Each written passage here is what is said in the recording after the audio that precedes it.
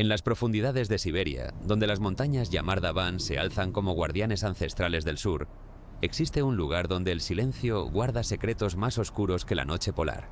En el año 1993, 7 jóvenes caminaron confiados hacia esas cumbres nevadas, con mapas detallados, experiencia probada y sueños de gloria deportiva.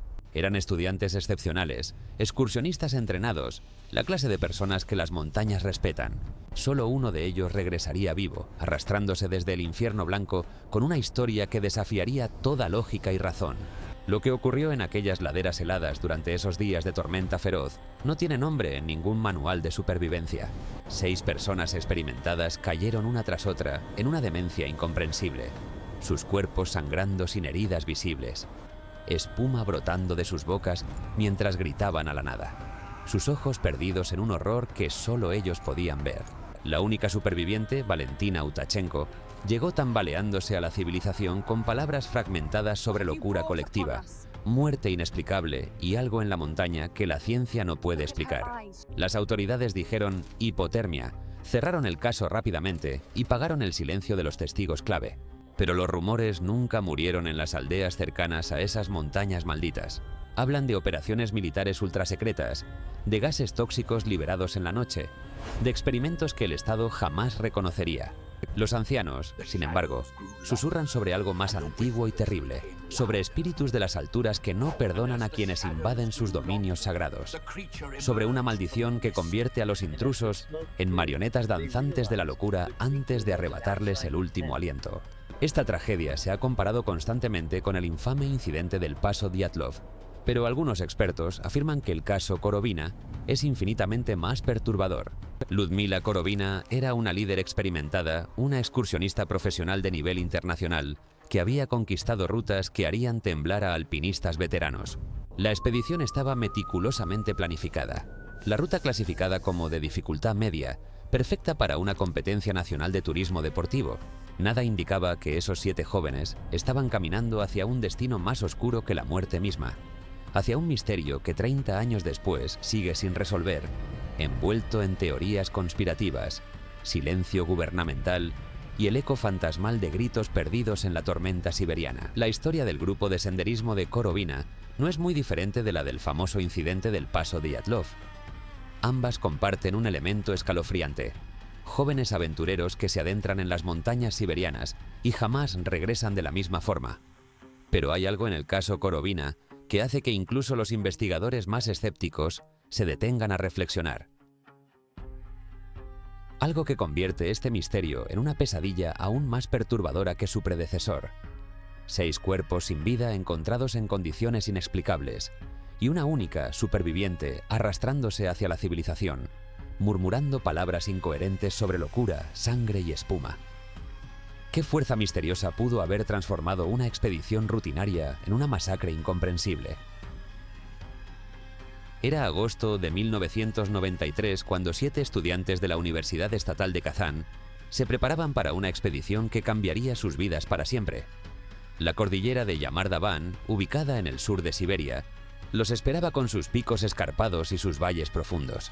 Esta no era una aventura improvisada de fin de semana.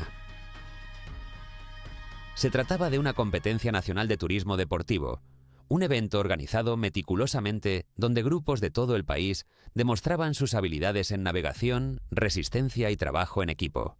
La ruta elegida tenía una clasificación de dificultad media, perfectamente adecuada para estudiantes entrenados bajo supervisión profesional. Sin embargo, las montañas de Siberia tienen sus propias reglas, y esas reglas no están escritas en ningún manual de supervivencia. El grupo estaba liderado por Ludmila Korovina, una instructora de 31 años con credenciales impecables. No era una aficionada jugando a ser exploradora. Korovina había completado múltiples expediciones en terrenos hostiles, desde los Urales hasta las estepas de Kazajistán.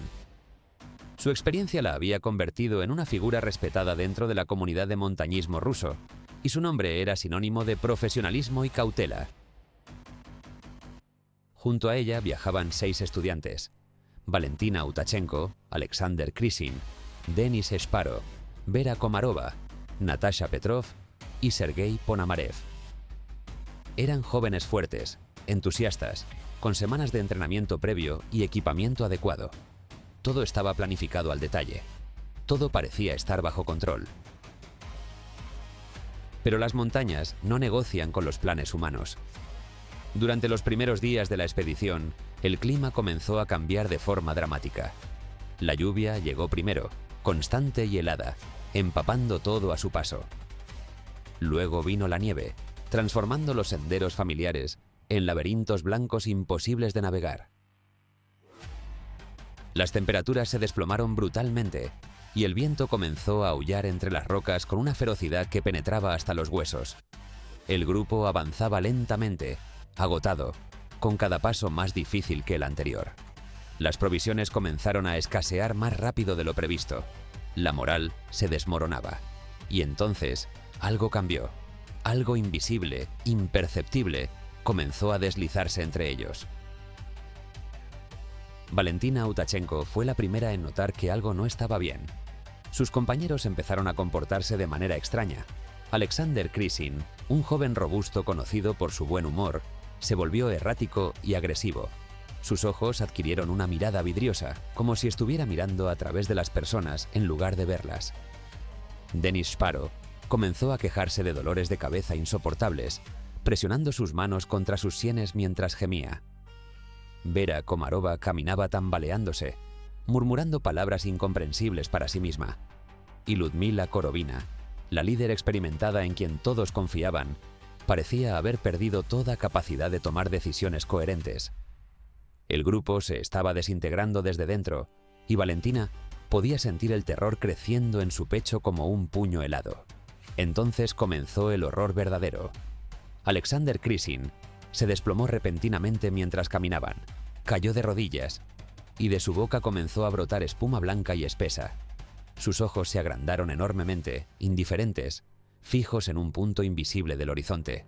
Convulsionaba violentamente mientras sus compañeros intentaban ayudarlo, pero no había nada que hacer. Su cuerpo se sacudía una y otra vez, hasta que finalmente se quedó inmóvil sobre la nieve manchada. Valentina observaba paralizada, incapaz de procesar lo que estaba presenciando. Esto no era hipotermia. Esto no era agotamiento. Esto era algo completamente diferente, algo antinatural. Uno tras otro, los miembros del grupo cayeron víctimas de la misma maldición inexplicable. Denis Shparo comenzó a sangrar por la nariz sin razón aparente, la sangre fluyendo abundantemente hasta formar charcos carmesí sobre el blanco impoluto de la nieve. Vera Komarova se desplomó gritando, agarrándose el pecho como si algo la estuviera aplastando desde adentro. Natasha Petrov y Sergei Ponomarev siguieron poco después, sus cuerpos retorciéndose en agonía antes de quedar completamente quietos. Y Ludmila Korovina, la experimentada líder que debía protegerlos a todos, murió de la misma forma horrible que sus estudiantes. Valentina Utachenko se encontró sola, rodeada de 6 cadáveres, en medio de las montañas siberianas, con la cordillera de Yamardavan extendiéndose infinitamente en todas direcciones. Valentina hizo lo único que podía hacer: correr. Corrió sin rumbo fijo, tropezando sobre rocas y deslizándose sobre placas de hielo. Su mente era un torbellino de pánico y confusión. No entendía qué había matado a sus compañeros. No entendía por qué ella seguía viva. Solo sabía que tenía que alejarse de ese lugar maldito antes de que esa fuerza invisible también la alcanzara. Caminó durante horas, quizás días, perdiendo toda noción del tiempo. Sus botas se empaparon, sus manos se entumecieron, su garganta se cerró de sed y agotamiento, pero siguió adelante, impulsada por un instinto primitivo de supervivencia que ni siquiera ella misma comprendía completamente. Finalmente, después de lo que pareció una eternidad, Valentina alcanzó un río. Se arrastró hacia la orilla, cayendo de rodillas sobre las piedras húmedas. Allí la encontraron unos pescadores locales, temblando violentamente, balbuceando frases inconexas sobre sangre, espuma y gritos. La llevaron de inmediato a las autoridades. Los equipos de rescate fueron despachados hacia la cordillera de Yamardavan. Lo que encontraron allí confirmó la historia aterradora de Valentina. 6 cuerpos sin vida, dispersos a lo largo de la ruta, en posiciones que sugerían muerte súbita y violenta. Pero lo más perturbador no eran los cuerpos en sí mismos, sino la absoluta falta de una explicación lógica para sus muertes. Las autopsias oficiales determinaron que la causa de muerte fue hipotermia. Pero incluso los médicos forenses admitieron que algo no encajaba.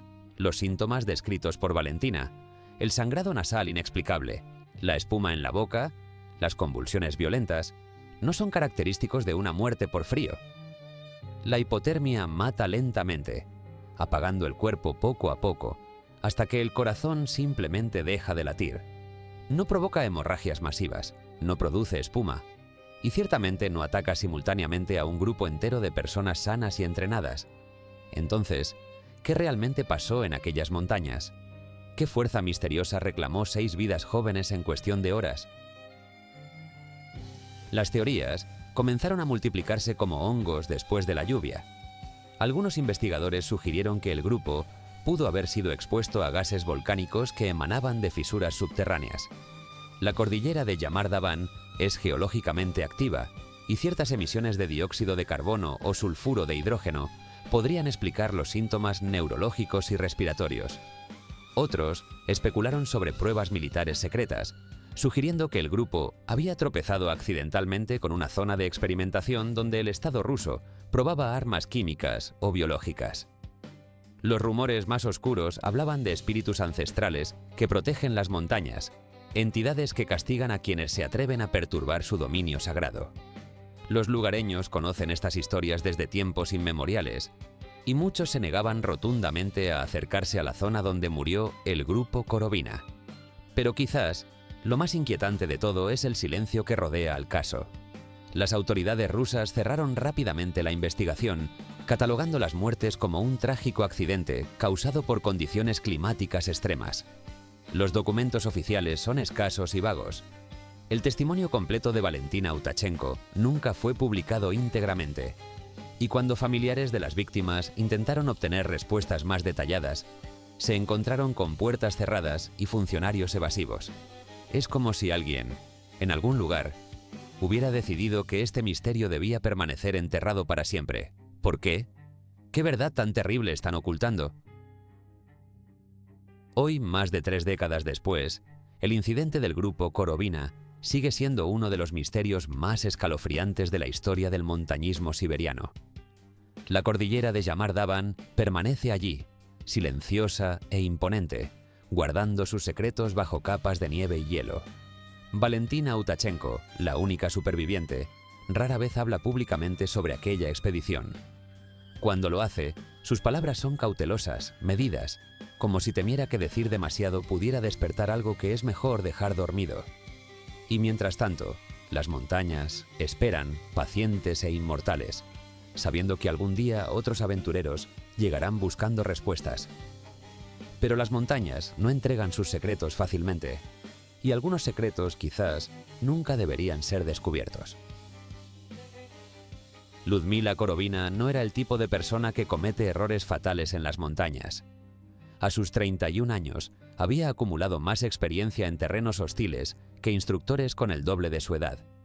Su nombre resonaba en los círculos de montañismo ruso como sinónimo de precisión, disciplina y una capacidad casi sobrenatural para leer el comportamiento de la naturaleza.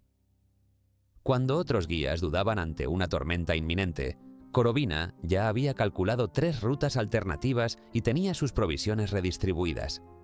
Era metódica hasta el punto de la obsesión, y esa meticulosidad le había salvado la vida innumerables veces. Entonces, ¿cómo es posible que alguien así terminara muerta en circunstancias tan incomprensibles? ¿Qué fuerza pudo superar décadas de entrenamiento y experiencia? Ludmila nació en 1962 en la ciudad de Kazán, capital de la República de Tartaristán, en el corazón de Rusia. Desde niña mostró una fascinación inusual por el mundo natural. Mientras otras niñas jugaban con muñecas, ella estudiaba mapas topográficos y memorizaba nombres de formaciones montañosas.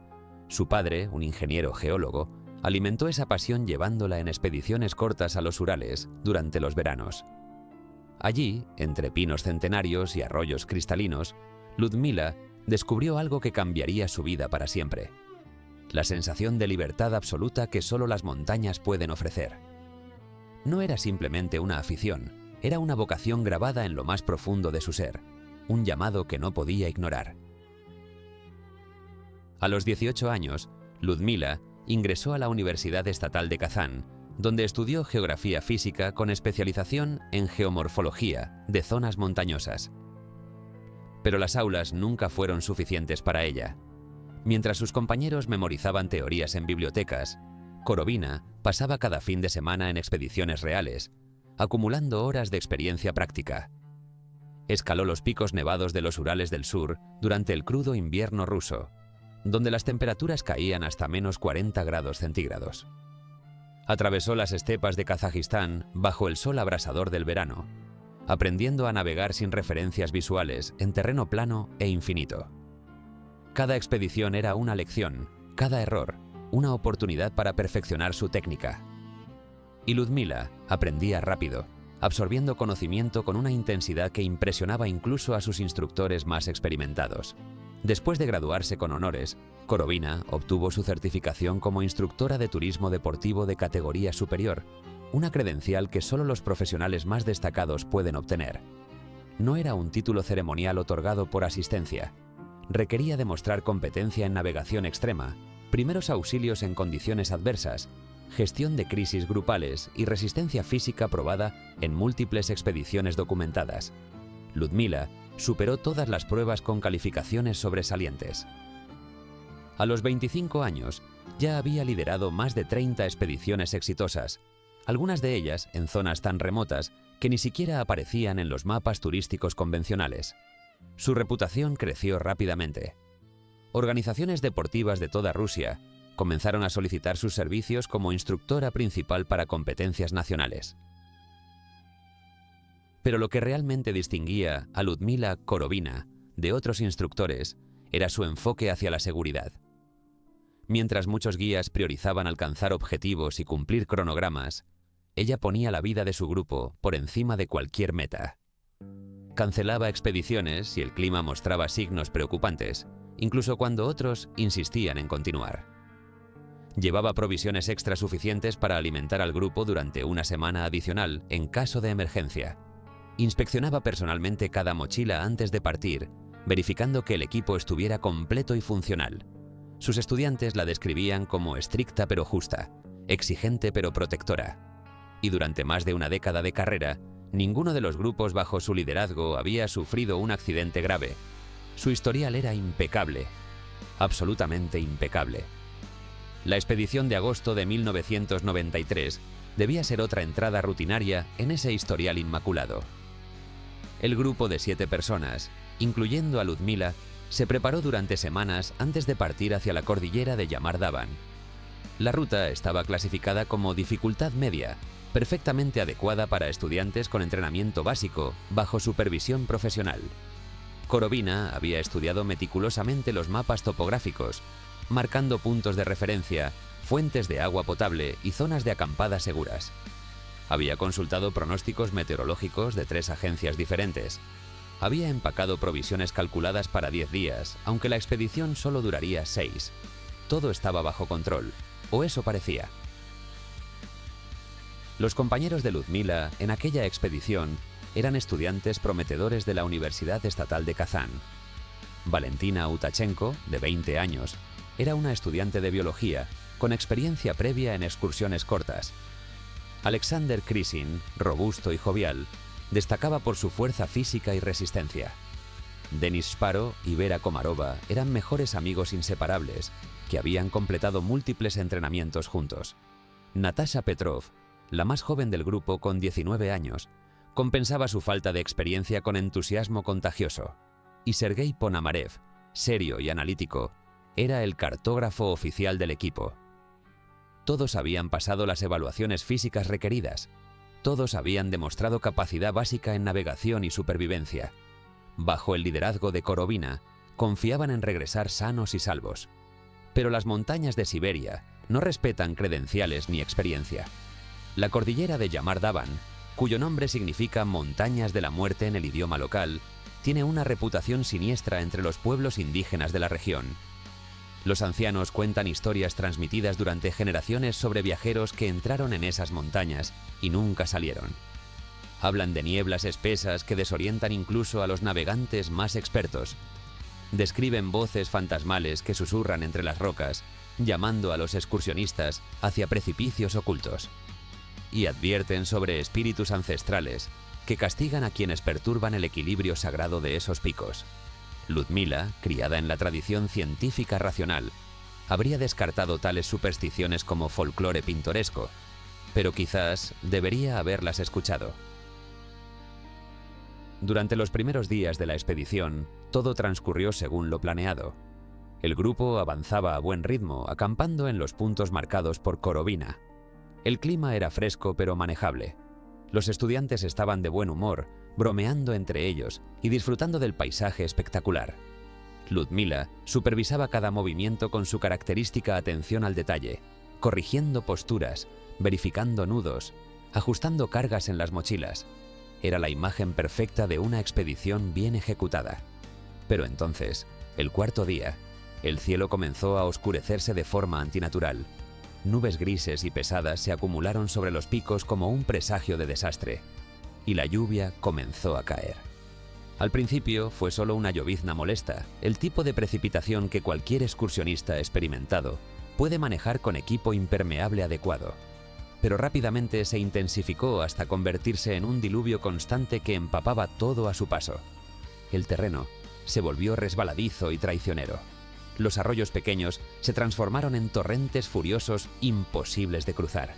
Y entonces llegó la nieve, cayendo pesadamente sobre la lluvia, creando una mezcla helada que penetraba cualquier capa de protección.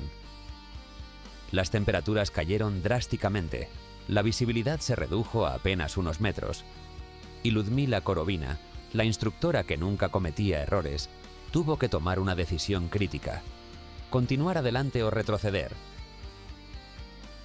Según el testimonio fragmentado de Valentina Utachenko, Ludmila decidió continuar. Quizás confiaba en que la tormenta amainara pronto. Quizás calculó que retroceder por terreno ya inundado era más peligroso que avanzar hacia terreno elevado. O quizás algo más estaba influyendo en su juicio, algo que ninguno de ellos podía percibir conscientemente. El grupo siguió adelante, luchando contra el viento helado y la nieve cegadora. Pero con cada hora que pasaba, la situación empeoraba. Las provisiones se mojaron y echaron a perder. El agotamiento comenzó a hacer mella. Y entonces, los síntomas extraños comenzaron a manifestarse. Ludmila Korovina, la líder experimentada en quien todos confiaban, fue una de las primeras en mostrar signos de comportamiento errático. Comenzó a caminar en círculos, murmurando cálculos incoherentes para sí misma. Sacaba el mapa repetidamente, estudiándolo con ojos confundidos, como si los símbolos ya no tuvieran sentido. Sus órdenes se volvieron contradictorias y vagas. La mujer que había navegado exitosamente las estepas de Kazajistán sin brújula ahora parecía incapaz de distinguir el norte del sur. Y cuando sus estudiantes le preguntaban qué debían hacer, Ludmila simplemente los miraba con expresión ausente, como si no reconociera sus rostros. Algo estaba terriblemente mal. Algo había quebrado la mente brillante de una de las mejores instructoras de Rusia. Y entonces, Ludmila Korovina murió. No hay registro exacto de cómo ocurrió. Valentina Utachenko, la única superviviente, estaba demasiado traumatizada para proporcionar detalles coherentes. Pero lo que sí se sabe es que, cuando encontraron el cuerpo de Ludmila, yacía inmóvil en la nieve, sus ojos abiertos mirando el cielo gris. La autopsia oficial dictaminó hipotermia. Pero esa explicación simple no captura la verdadera tragedia. No explica cómo una profesional tan competente pudo haber fallado tan catastróficamente. No responde por qué su experiencia de una década resultó inútil contra la fuerza que mató a su grupo. Ludmila Korovina había conquistado lo imposible muchas veces antes, pero en Yamardavan lo imposible finalmente la conquistó a ella. La Competencia Nacional de Turismo Deportivo de 1993 representaba el evento más prestigioso del año para estudiantes universitarios de toda Rusia. No era un simple paseo por el bosque organizado por aficionados entusiastas. Se trataba de una prueba rigurosa de habilidades, resistencia y trabajo en equipo, supervisada por la Federación Rusa de Turismo Deportivo. Los grupos participantes debían completar rutas específicas dentro de plazos establecidos, demostrando competencia en navegación sin GPS, técnicas de acampada en condiciones adversas y capacidad para resolver crisis inesperadas. El prestigio de ganar era inmenso, pero el precio del fracaso, como el grupo de Korovina descubriría, podía ser mucho más alto de lo que cualquiera imaginaba. La ruta asignada al grupo de Ludmila Korovina atravesaba la cordillera de Yamar-Daban, una cadena montañosa relativamente desconocida, ubicada en el sur de Siberia, cerca de la frontera con Mongolia. A diferencia de los Urales o el Cáucaso, Yamar-Daban no atrae hordas de turistas ni escaladores internacionales. Es un lugar remoto, salvaje, donde la civilización parece haberse detenido siglos atrás. Los picos no son particularmente altos comparados con gigantes como el Everest o el K2. El punto más elevado de la ruta apenas superaba los 2.500 metros sobre el nivel del mar, pero la altitud no es el único factor que determina el peligro de una montaña. El terreno, el clima, el aislamiento y esa cualidad indefinible que los montañistas experimentados simplemente llaman el carácter de la montaña también importan. Y Yamar-Daban tiene un carácter oscuro. La clasificación de la ruta era 3B, que en el sistema soviético de gradación de dificultad representa un nivel medio alto. No es una caminata para principiantes absolutos, pero tampoco requiere habilidades técnicas de escalada en roca o hielo. Es el tipo de ruta diseñada para estudiantes universitarios con entrenamiento básico y supervisión profesional adecuada. El recorrido planificado cubría aproximadamente 120 kilómetros a lo largo de 7 días, atravesando valles boscosos, praderas alpinas y pasos de montaña expuestos. Los mapas topográficos marcaban claramente los puntos de referencia principales: el río Kara Murin, que serviría como guía inicial; el paso Chindagaiti, a 2.200 metros de altitud, y el valle de Bulagat, donde terminaría la expedición. Todo estaba documentado, cartografiado, estudiado. Pero los mapas no pueden capturar el alma de un lugar, y el alma de Yamar-Daban es fría e implacable. El grupo partió el 14 de agosto bajo un cielo despejado que prometía condiciones favorables. Los 7 miembros cargaban mochilas de aproximadamente 20 kilogramos cada una, conteniendo tiendas de campaña, sacos de dormir con clasificación de temperatura hasta menos 15 grados centígrados, ropa impermeable, provisiones para 8 días, equipos de navegación y un botiquín de primeros auxilios completo. Ludmila Korovina había inspeccionado personalmente cada mochila antes de partir, verificando que ningún artículo esencial faltara. El grupo llevaba también una radio de emergencia para comunicarse con los organizadores de la competencia en caso de crisis. Todo el equipo era profesional, moderno y adecuado para la tarea. Humanamente hablando, estaban preparados para cualquier eventualidad que una ruta de dificultad media pudiera presentarles. Los primeros 3 días transcurrieron de forma casi idílica. El grupo avanzaba a buen ritmo por senderos bien definidos, siguiendo el curso del río Kara Murin como lo indicaban los mapas. El clima era fresco pero agradable, con temperaturas diurnas rondando los 15 grados centígrados y noches frescas pero manejables. Los estudiantes estaban de excelente humor, cantando canciones tradicionales rusas mientras caminaban, bromeando entre ellos durante las pausas de descanso, tomando fotografías del paisaje espectacular. Acampaban cada noche en zonas designadas, cocinaban comidas calientes y revisaban el progreso en sus mapas. Ludmila mantenía un registro meticuloso en su diario de expedición, anotando distancias recorridas, condiciones meteorológicas y cualquier incidente menor. Hasta ese momento, el registro mostraba una expedición perfectamente ejecutada. Pero la mañana del 4.º día, algo cambió. Los excursionistas despertaron envueltos en una niebla espesa y antinatural que reducía la visibilidad a apenas 10 metros. El aire se sentía pesado, cargado de humedad, con un olor extraño que ninguno podía identificar claramente. El sol, que debería haber disipado la niebla al amanecer, permanecía oculto detrás de nubes grises y amenazantes. Ludmila consultó sus instrumentos y el barómetro mostraba una caída de presión atmosférica preocupante. Una tormenta se aproximaba. Pero los pronósticos meteorológicos consultados antes de partir no habían predicho mal tiempo para esta semana. Las estaciones meteorológicas más cercanas no habían emitido alertas. Sin embargo, las montañas crean su propio clima y Yamar Daban estaba preparando algo terrible. La decisión que Ludmila Korovina tomó en ese momento ha sido analizada y debatida durante décadas. Tenía dos opciones: retroceder inmediatamente hacia terreno más bajo y seguro, o continuar adelante confiando en que la tormenta sería breve. Retroceder significaba abandonar la competencia, admitir derrota, decepcionar a la universidad que había confiado en su liderazgo. Continuar ofrecía la posibilidad de completar la ruta si el clima mejoraba rápidamente. Korovina, con su historial impecable y su confianza en su propia experiencia, decidió avanzar. Argumentó que el grupo estaba cerca del paso Chindagaiti y que una vez superado ese obstáculo, la ruta descendería hacia el valle de Bulagat, donde podrían encontrar refugio si fuera necesario. Empacaron las tiendas húmedas, ajustaron sus mochilas y comenzaron a caminar hacia la tormenta.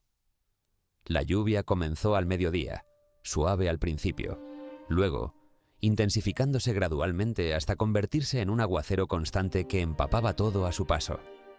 El terreno se transformó en barro resbaladizo que hacía cada paso traicionero y agotador. Los estudiantes resbalaban constantemente, cayendo de rodillas, manchando su ropa de lodo negro. El río Kharamurin, que hasta entonces había sido un arroyo tranquilo, comenzó a crecer de forma alarmante. Su cauce se ensanchó, el agua turbia arrastrando ramas y rocas con furia creciente. Los puntos de cruce marcados en los mapas ya no eran seguros. El grupo tuvo que desviarse repetidamente de la ruta planificada, buscando alternativas improvisadas que consumían tiempo y energía preciosos. Y la lluvia seguía cayendo, implacable, helada, penetrando cada capa de ropa impermeable. Entonces llegó la nieve. A mediados de agosto, a solo 2000 metros de altitud, comenzó a nevar con una intensidad que habría sido extraordinaria, incluso en pleno invierno. Los copos gruesos y pesados caían sobre la lluvia, creando una mezcla semifundida que era peor que cualquiera de los dos fenómenos por separado. La nieve mojada se pegaba a la ropa, añadiendo peso extra a las mochilas ya pesadas.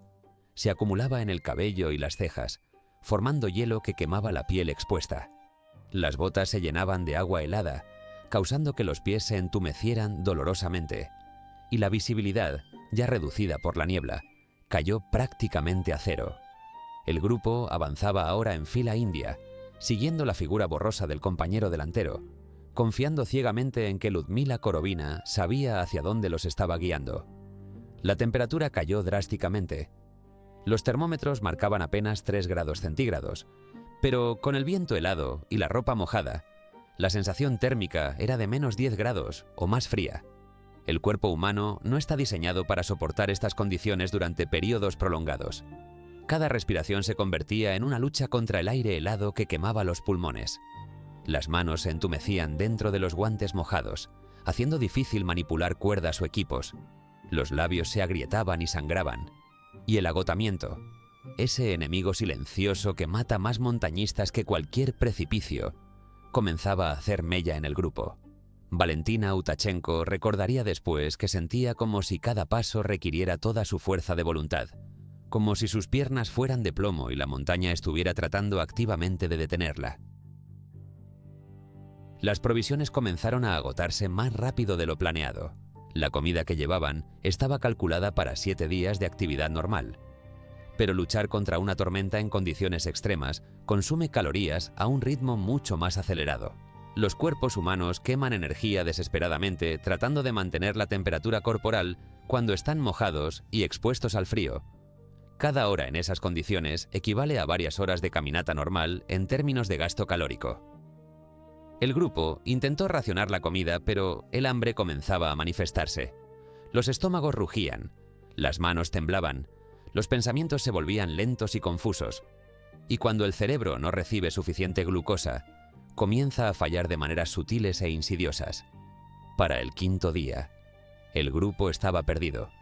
Los mapas topográficos que habían sido tan confiables durante los primeros días, ahora parecían inútiles. Los puntos de referencia estaban ocultos por la tormenta. Los arroyos habían cambiado sus cursos debido a las inundaciones. Las formaciones rocosas distintivas permanecían invisibles tras cortinas de nieve. Ludmila Korovina sacaba su brújula repetidamente, verificaba direcciones, calculaba posiciones estimadas. Pero había algo extraño en sus cálculos. Según sus mediciones, deberían haber alcanzado el paso Chindagaiti hace horas. Sin embargo, seguían ascendiendo por pendientes que no reconocían, atravesando terreno que no aparecía en sus mapas. Era como si la montaña misma se estuviera reorganizando a su alrededor, jugando con ellos, confundiéndolos deliberadamente. La moral del grupo se desmoronaba. Los estudiantes, que días atrás cantaban y bromeaban, ahora caminaban en silencio sombrío. Algunos lloraban silenciosamente, las lágrimas mezclándose con la lluvia en sus rostros. Otros murmuraban oraciones, invocando protección divina contra las fuerzas que sentían acechándolos. Alexander Krysin, normalmente el más alegre del grupo, había dejado de hablar por completo. Denis Shparo y Vera Komarova ya no caminaban juntos, cada uno perdido en su propio mundo de miseria. Y Natasha Petrov, la más joven, preguntaba constantemente cuándo podrían detenerse, cuándo terminaría esta pesadilla, cuándo volverían a casa. Ludmila intentaba mantener la calma, ofreciendo palabras tranquilizadoras que sonaban huecas incluso para ella misma. Porque en el fondo ella también sentía el miedo creciendo. Algo estaba terriblemente mal en estas montañas. Y lo peor aún estaba por venir. La noche del quinto día, acamparon en un sitio improvisado, bajo un saliente rocoso, que ofrecía protección mínima contra los elementos. Las tiendas estaban tan empapadas que montarlas resultaba casi inútil. El equipo de cocina no funcionaba correctamente debido a la humedad. No pudieron encender fuego para calentarse. Se acurrucaron juntos en sus sacos de dormir mojados, temblando violentamente, escuchando el aullido del viento y el golpeteo incesante de la lluvia contra la lona.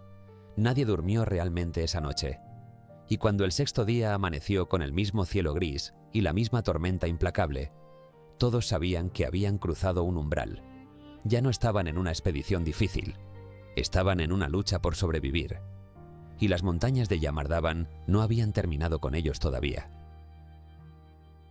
Valentina Utachenko nunca olvidará el momento exacto en que supo que algo antinatural estaba sucediendo.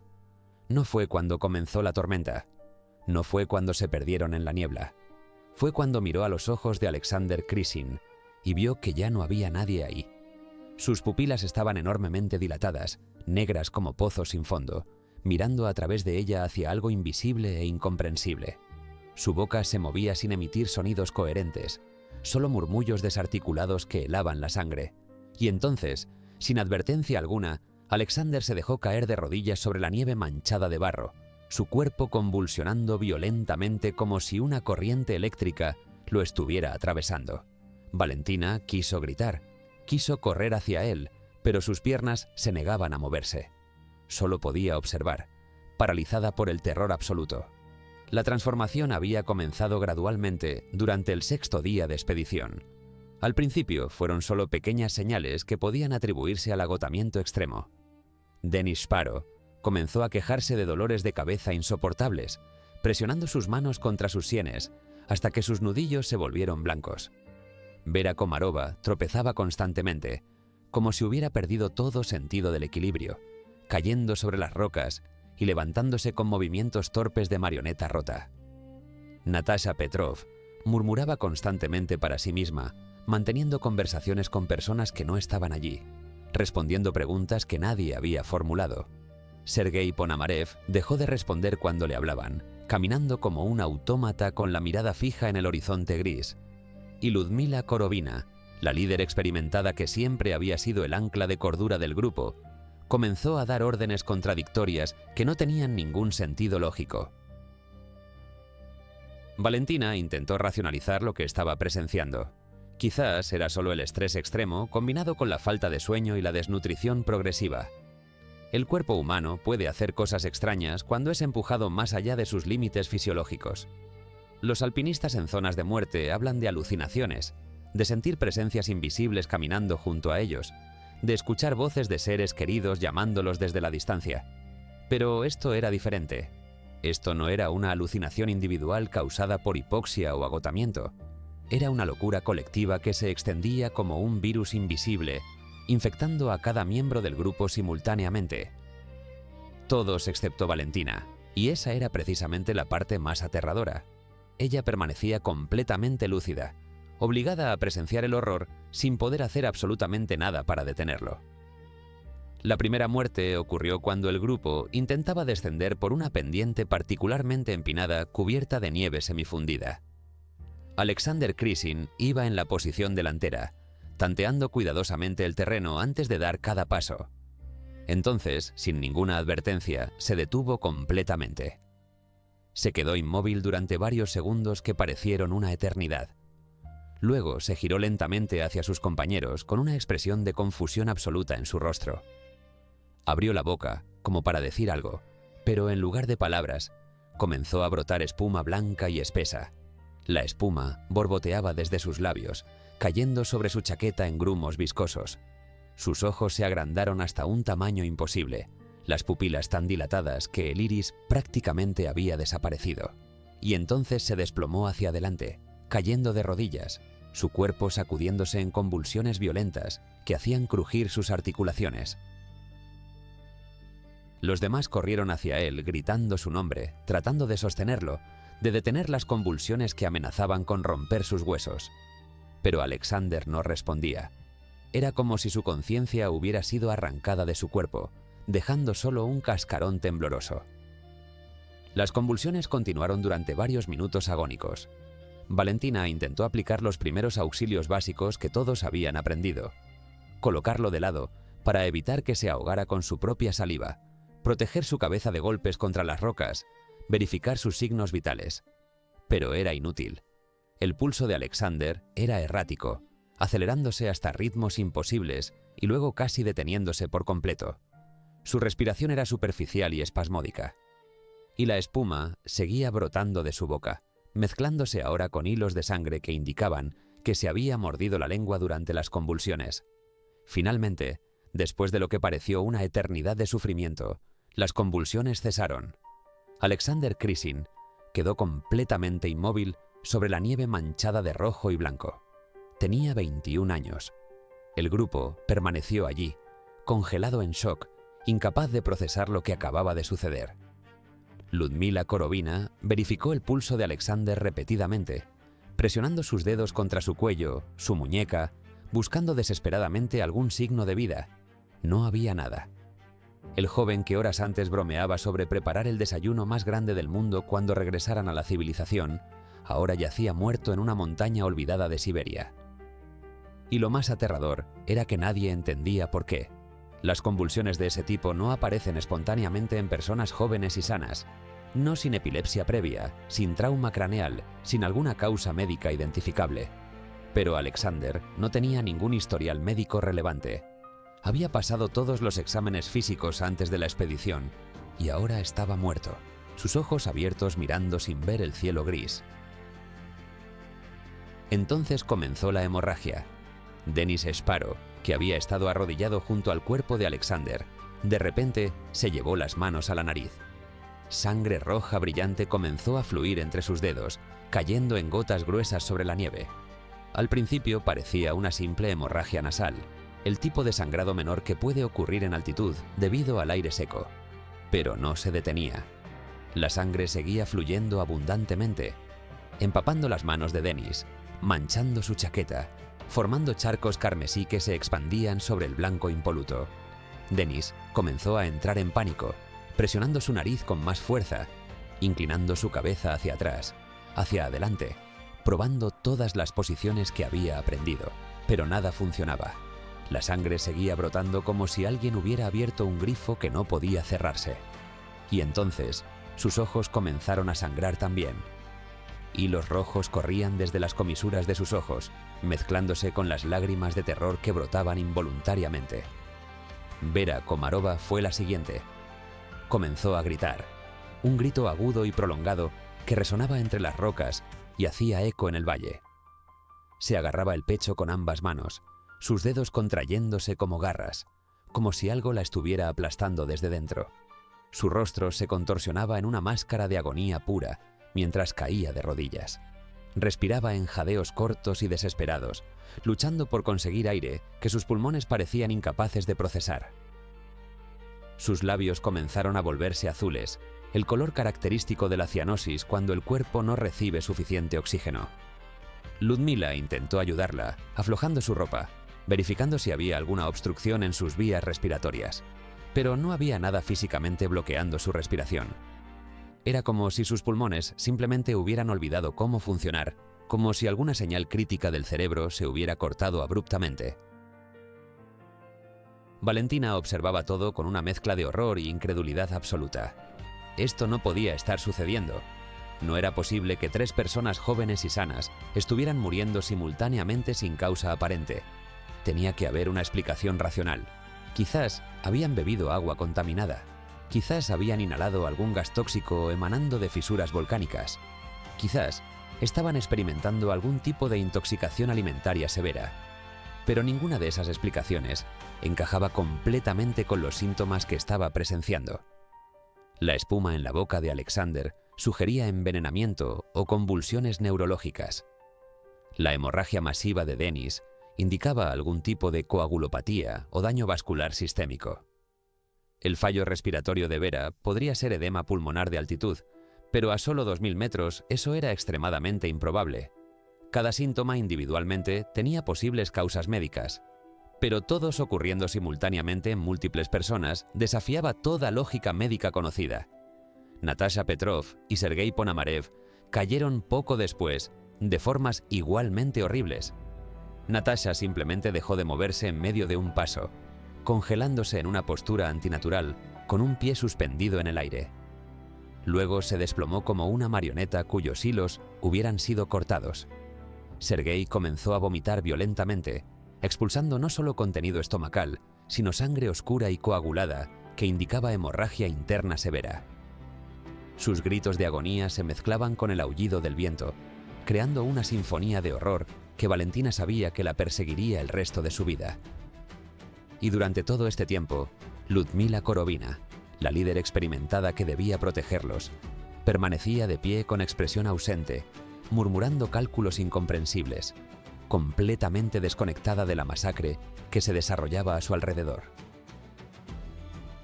Cuando finalmente le tocó el turno a Ludmila, su muerte fue casi anticlimática comparada con el sufrimiento de los demás. Simplemente se sentó sobre una roca, cruzó las manos sobre su regazo con pulcritud extraña y cerró los ojos. Valentina la observaba esperando las convulsiones, la sangre, los gritos, pero no llegaron. Ludmila permaneció sentada en silencio durante varios minutos, su respiración volviéndose cada vez más superficial. Y entonces, sin drama alguno, simplemente dejó de respirar. Su cabeza cayó hacia adelante, su cuerpo se relajó y se fue. La mujer que había navegado exitosamente docenas de expediciones peligrosas murió sentada sobre una roca en una montaña olvidada, sin luchar, sin resistencia, como si simplemente hubiera decidido que ya era suficiente. Valentina Utachenko se encontró sola, rodeada de 6 cadáveres, en medio de una tormenta que no mostraba signos de amainar. El shock la mantuvo paralizada durante un tiempo imposible de medir. Podría haber sido minutos u horas. Su mente se negaba a aceptar la realidad de lo que acababa de presenciar. Seguía esperando que alguien se moviera, que alguien respirara, que esta pesadilla resultara ser una alucinación causada por el agotamiento. Pero los cuerpos permanecían inmóviles. La nieve comenzaba a acumularse sobre ellos, cubriéndolos lentamente con un sudario blanco. Y Valentina entendió con claridad aterradora que si no se movía ahora, si no luchaba por sobrevivir, ella sería la 7ª víctima de las montañas de Yamardavan. Algo en lo más profundo de su ser, algún instinto primitivo de supervivencia, tomó control. Se puso de pie con piernas temblorosas, se ajustó la mochila sobre sus hombros y comenzó a caminar. No sabía hacia dónde iba, no tenía mapa ni brújula funcional. Solo sabía que tenía que alejarse de ese lugar maldito antes de que lo que había matado a sus compañeros también la alcanzara a ella. Cuando los equipos de rescate finalmente llegaron a la cordillera de Yamardavan, guiados por las coordenadas aproximadas que Valentina Utachenko había proporcionado entre balbuceos incoherentes, Lo que encontraron los dejó profundamente perturbados. Los 6 cuerpos yacían dispersos a lo largo de varios cientos de metros, algunos parcialmente cubiertos por nieve fresca, otros completamente expuestos a los elementos. Sus posiciones eran extrañas, antinaturales, como si hubieran sido arrojados por una fuerza invisible. No había señales de ataque animal, no había evidencia de caída desde alturas significativas. Simplemente estaban muertos, sus rostros congelados en expresiones de agonía y confusión que los rescatistas veteranos describieron como las más perturbadoras que habían visto en décadas de trabajo en montaña. Algo terrible había sucedido aquí, algo que desafiaba la experiencia acumulada de profesionales que habían presenciado todo tipo de tragedias montañeras. ¿Pero qué exactamente? Los cuerpos fueron transportados rápidamente a la morgue más cercana en la ciudad de Krasnoyarsk, donde médicos forenses experimentados comenzaron las autopsias obligatorias. El proceso fue exhaustivo y meticuloso, como corresponde a un caso de múltiples muertes sospechosas. Se tomaron muestras de tejido, se analizaron fluidos corporales, se fotografió cada centímetro de los cadáveres buscando evidencia de trauma, envenenamiento o enfermedad.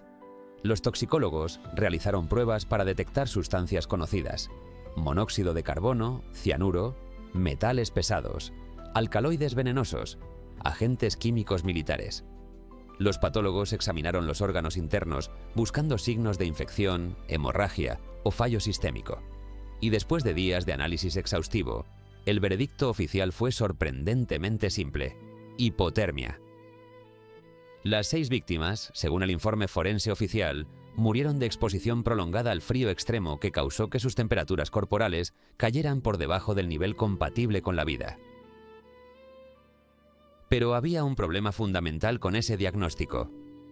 La hipotermia mata de una manera muy específica y predecible. A medida que la temperatura corporal cae, el cuerpo pasa por etapas claramente definidas. Primero los escalofríos violentos, mientras el cuerpo intenta generar calor. Luego la confusión mental y la torpeza motora. Después la pérdida de coordinación y el letargo profundo. Y finalmente la inconsciencia tranquila, seguida de paro cardíaco. Es una muerte relativamente pacífica comparada con otras formas de morir en las montañas.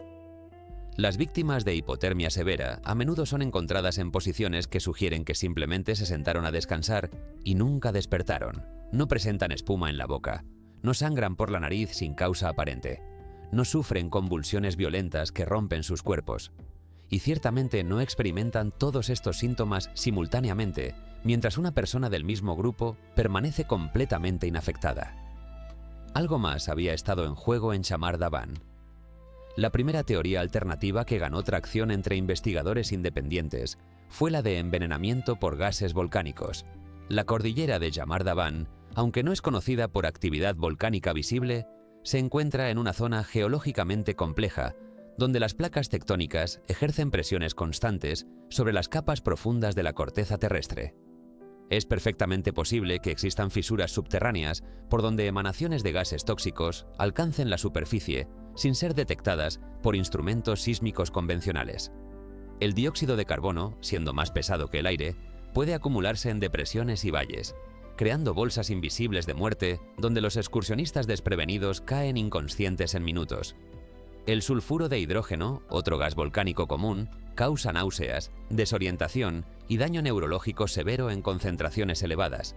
Y el monóxido de carbono, el asesino silencioso, interfiere con la capacidad de la sangre para transportar oxígeno, causando síntomas que podrían confundirse fácilmente con hipotermia o mal de altura. Los proponentes de la teoría del gas tóxico señalan varios aspectos del caso Korovina que encajan perfectamente con este escenario. La desorientación extrema que afectó incluso a Ludmila Korovina, una navegante experta, podría explicarse por exposición a gases neurotóxicos que afectan el juicio y la coordinación. Los dolores de cabeza severos, reportados por Denis Sparo, son síntomas clásicos de intoxicación por monóxido de carbono o sulfuro de hidrógeno. Las hemorragias nasales espontáneas podrían resultar de daño vascular causado por ciertos compuestos volcánicos. E incluso las convulsiones de Alexander Krysin son consistentes con envenenamiento severo por múltiples agentes tóxicos. Más intrigante aún es el hecho de que Valentina Utachenko sobrevivió. Quizás simplemente tuvo la suerte de estar en una posición donde el viento dispersaba los gases antes de que alcanzaran concentraciones letales, o quizás su fisiología particular la hacía menos susceptible a los efectos neurotóxicos. Los gases volcánicos son impredecibles, mortales y casi imposibles de detectar sin equipamiento especializado. Sin embargo, la teoría del gas volcánico tiene sus propias debilidades que los escépticos son rápidos en señalar. Primero, no se encontraron concentraciones anormales de compuestos volcánicos en las muestras de tejido analizadas durante las autopsias. Los toxicólogos forenses específicamente buscaron evidencia de monóxido de carbono, sulfuro de hidrógeno y dióxido de carbono, y los resultados fueron negativos o dentro de rangos normales. Segundo, ningún equipo de rescate o investigador que posteriormente visitó la zona reportó síntomas de exposición a gases tóxicos, lo cual sería de esperarse si realmente existieran emanaciones volcánicas activas en el área. Tercero, los estudios geológicos posteriores de la cordillera de Yamardaban no revelaron evidencia convincente de actividad volcánica reciente o fisuras que pudieran canalizar gases desde las profundidades. La teoría es plausible en papel, atractiva por su aparente racionalidad científica, pero carece del respaldo empírico necesario para considerarla definitiva. Entonces, ¿qué más podría explicar la tragedia? La segunda teoría importante, y quizás la más inquietante, involucra actividad militar secreta. Rusia tiene una larga historia de mantener instalaciones de investigación clasificadas en zonas remotas de Siberia, lejos de ojos curiosos y poblaciones civiles. Durante la era soviética, el Estado realizaba pruebas de armas químicas, biológicas y radiológicas en áreas que oficialmente no existían en ningún mapa. Aunque la Unión Soviética colapsó en 1991, apenas 2 años antes del incidente Korovina, muchas de estas instalaciones continuaron operando bajo el nuevo gobierno ruso. ¿Es posible que el grupo de Korovina tropezara accidentalmente con una zona de pruebas activa? ¿Que fueran expuestos a algún agente experimental diseñado para incapacitar o matar? Los síntomas observados, convulsiones violentas, hemorragias múltiples, fallo orgánico sistémico, son consistentes con exposición a ciertos agentes nerviosos avanzados o toxinas biológicas experimentales. Y el silencio oficial que rodea el caso, la rapidez con que se cerró la investigación, la desaparición misteriosa de documentos clave, todo sugiere un encubrimiento orquestado desde niveles gubernamentales altos. Los teóricos de la conspiración militar señalan varios detalles sospechosos que fortalecen su caso. Primero, el testimonio completo de Valentina Utachenko nunca fue publicado públicamente. Las transcripciones oficiales son notoriamente escasas y están fuertemente redactadas, omitiendo detalles que podrían ser reveladores. Segundo, cuando familiares de las víctimas intentaron obtener copias completas de los informes forenses y policiales, se encontraron con burocracia impenetrable y respuestas evasivas. Tercero, varios investigadores independientes que intentaron visitar la zona exacta donde murió el grupo fueron disuadidos por autoridades locales con excusas poco convincentes sobre peligros ambientales o restricciones de acceso temporales. Cuarto, y quizás más inquietante, circulan rumores persistentes sobre pagos significativos realizados a la familia de Ludmila Korovina a cambio de su silencio sobre ciertos aspectos del caso. Natalia Korovina, hermana de la líder fallecida, rechaza sistemáticamente entrevistas y mantiene un silencio absoluto sobre la tragedia que le arrebató a su hermana. ¿Qué sabe ella que el resto del mundo no puede saber? Pero luego están las explicaciones que desafían completamente la racionalidad científica occidental. Los pueblos indígenas que han habitado las regiones alrededor de Yamardaban durante milenios tienen sus propias teorías sobre lo que sucedió. Según las tradiciones chamánicas locales, ciertas montañas son lugares sagrados protegidos por espíritus ancestrales poderosos. Estos espíritus, conocidos en el idioma local como los guardianes de las cumbres, no toleran que los forasteros profanen sus dominios. Los ancianos cuentan historias de cazadores y viajeros que se adentraron demasiado en territorio sagrado y fueron castigados con locura, enfermedad o muerte súbita. Describen nieblas sobrenaturales que aparecen sin advertencia meteorológica, desorientando a los viajeros y llevándolos por caminos que no deberían existir. Hablan de voces que susurran en idiomas olvidados, atrayendo a los incautos hacia precipicios invisibles. Y advierten que la montaña misma está viva de alguna manera incomprensible para la mente moderna, consciente y vengativa, hacia quienes no muestran el respeto apropiado. Valentina Utachenko, en las pocas ocasiones en que ha hablado públicamente sobre su experiencia, menciona sensaciones que son difíciles de categorizar en términos puramente científicos. Describe sentir una presencia opresiva y malévola mientras el grupo se adentraba más profundamente en la cordillera. Recuerda voces susurrantes que parecían venir de todas direcciones y de ninguna al mismo tiempo. Habla de momentos en que el paisaje parecía cambiar sutilmente cuando nadie miraba directamente, como si la montaña se reorganizara a sí misma para confundirlos. Y admite que durante las horas posteriores a las muertes, mientras huía desesperadamente hacia la civilización, tenía la sensación abrumadora de estar siendo observada por algo antiguo e inhumano. Sus palabras son cautelosas, medidas, como si temiera que decir demasiado pudiera atraer de nuevo la atención de aquello que mató a sus compañeros. ¿Son estos delirios causados por trauma extremo y agotamiento? ¿O son vislumbres genuinos de algo que la ciencia moderna aún no puede explicar? La verdad es que cada teoría tiene elementos convincentes y lagunas frustrantes. La hipotermia oficial no explica los síntomas neurológicos violentos. Los gases volcánicos no fueron detectados en las autopsias. La intervención militar carece de evidencia directa más allá de sospechas y coincidencias. Y las explicaciones sobrenaturales, por supuesto, son rechazadas automáticamente por la comunidad científica establecida. Estamos atrapados en un laberinto de posibilidades contradictorias, donde cada respuesta genera más preguntas. ¿Fue una combinación de factores? ¿Hipotermia exacerbada por exposición a gases naturales que no fueron detectados porque se disiparon antes de las autopsias? ¿Agentes militares experimentales diseñados específicamente para no dejar trazas detectables? ¿O algo completamente diferente que ni siquiera hemos considerado todavía? Lo único cierto es que 6 jóvenes prometedores murieron en circunstancias que desafían explicación satisfactoria. Sus familias merecen respuestas. La comunidad científica merece datos completos.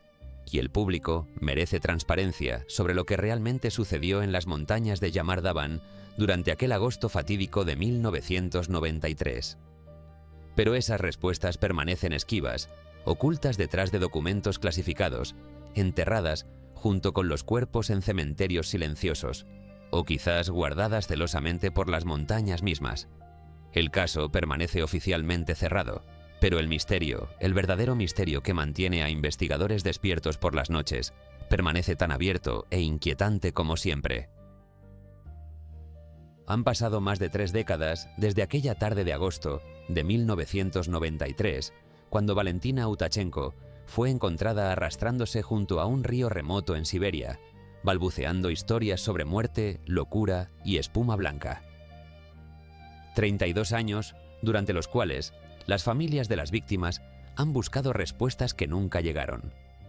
32 años de documentos sellados, investigaciones cerradas prematuramente y silencios oficiales que pesan más que cualquier palabra. El tiempo transforma todo, las montañas erosionan, los glaciares se derriten, las memorias se desvanecen.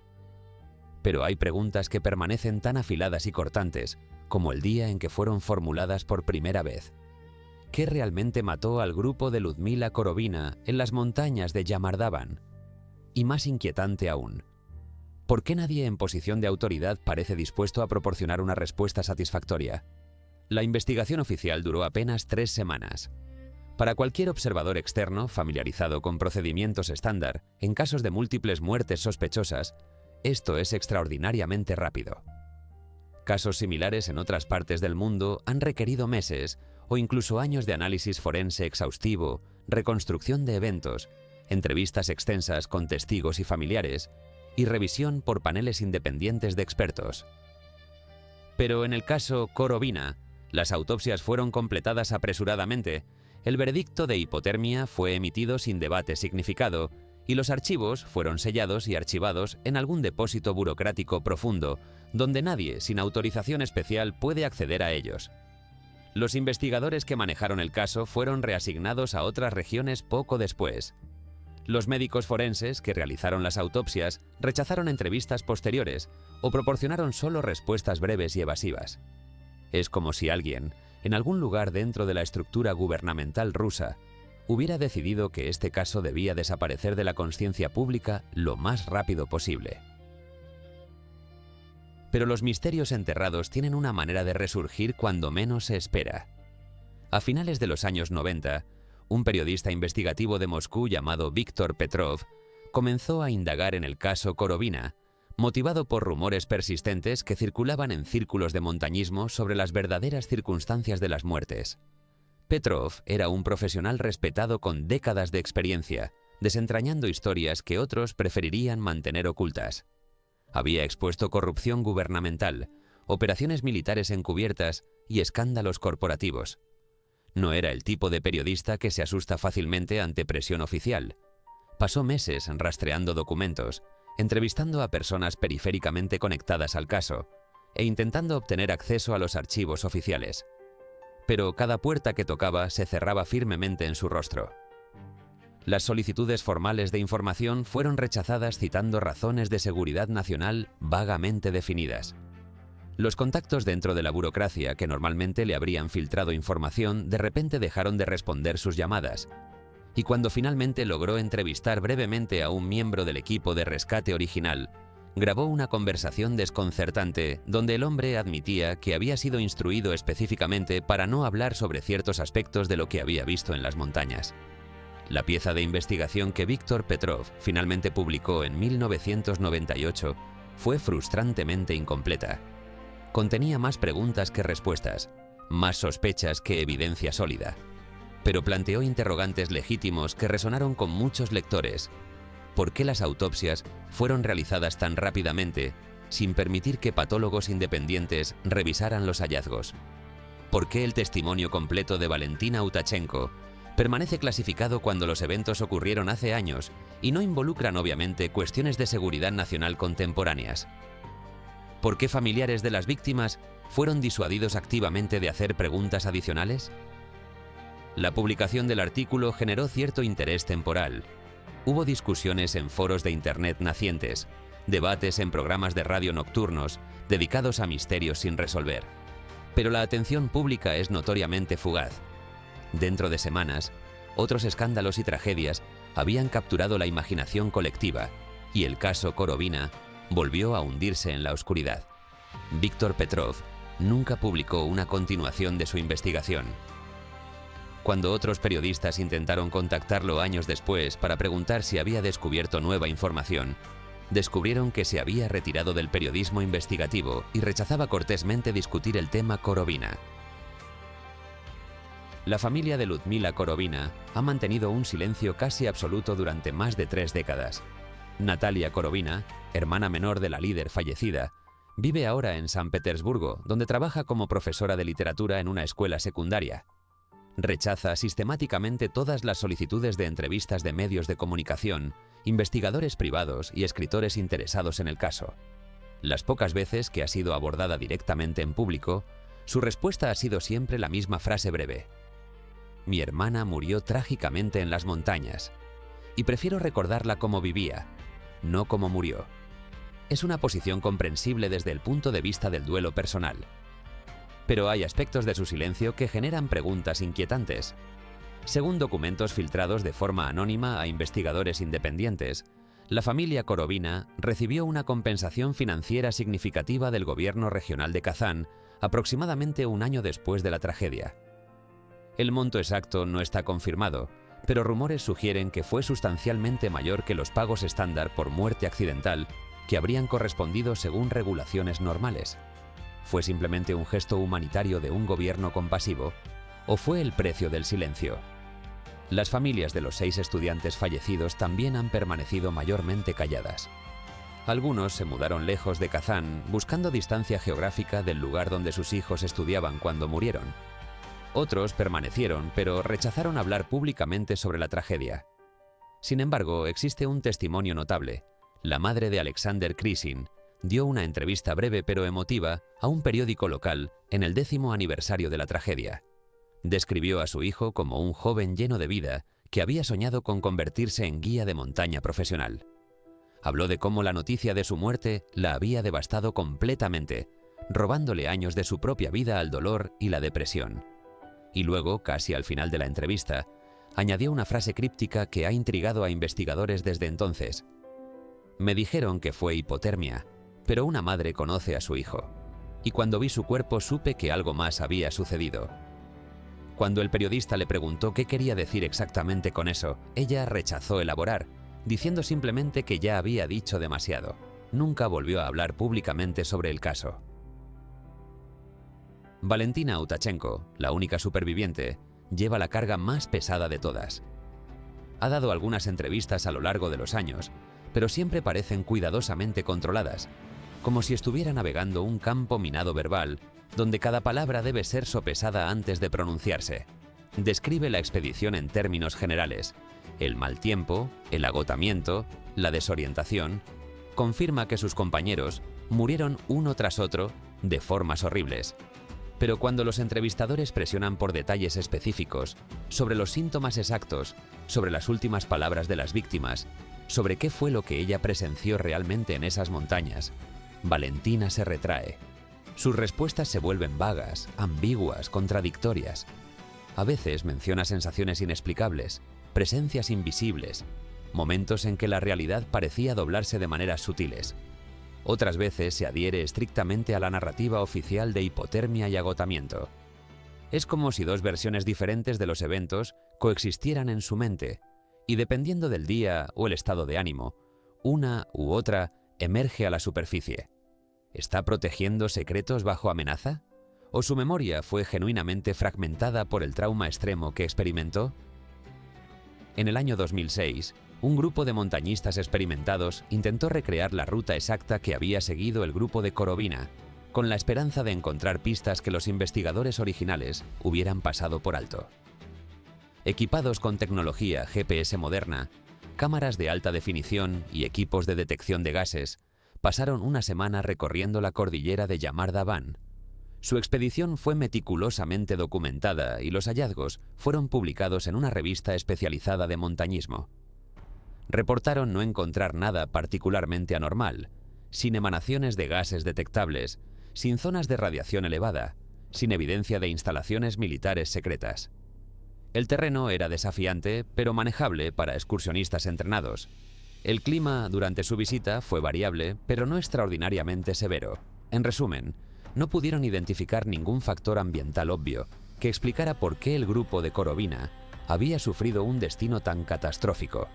Sin embargo, varios miembros de la expedición admitieron experimentar sensaciones incómodas en ciertos puntos de la ruta, una sensación de ser observados, momentos de desorientación inexplicable, y lo que uno describió como una opresión atmosférica que hacía difícil respirar profundamente. Estas observaciones fueron descartadas como sugestión psicológica por críticos escépticos. La cordillera de Yamardaban permanece hoy tan remota e ignorada como siempre. No se ha convertido en un sitio de peregrinación morbosa como el Paso de Atlov.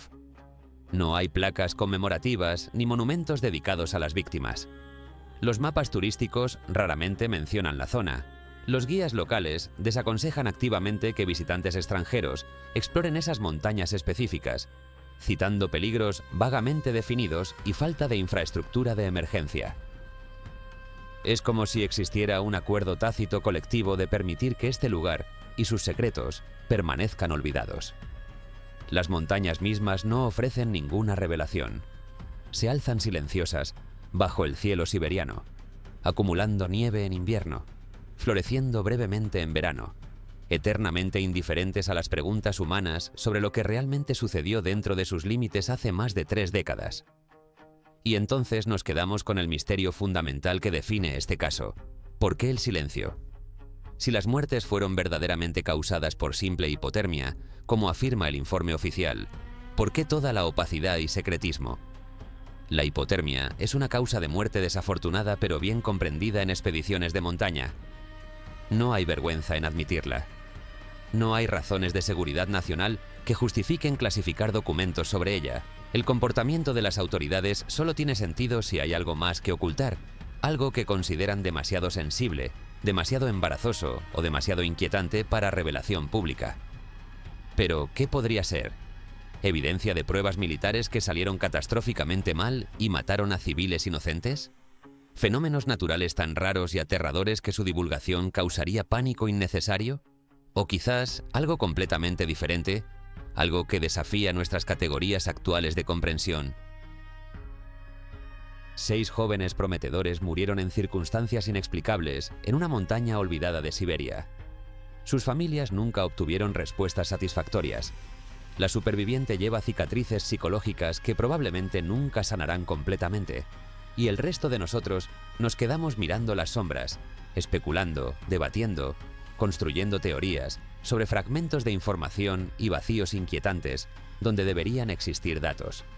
El caso Korovina se une al paso Dyatlov, al Triángulo de las Bermudas, a las luces de Hesdalen y a docenas de otros misterios que resisten explicación fácil. Nos recuerda que el mundo aún contiene lugares oscuros donde las certezas científicas se disuelven, donde las narrativas oficiales suenan huecas, donde lo desconocido acecha justo más allá del borde de nuestra comprensión. ¿Es peor que el paso Dyatlov? Quizás. Quizás porque el silencio deliberado que lo rodea es de alguna manera más perturbador que cualquier teoría de conspiración o especulación sobrenatural. El silencio implica conocimiento oculto, e implica que alguien, en algún lugar, sabe exactamente qué sucedió, y ha decidido que el resto de nosotros nunca debe saberlo.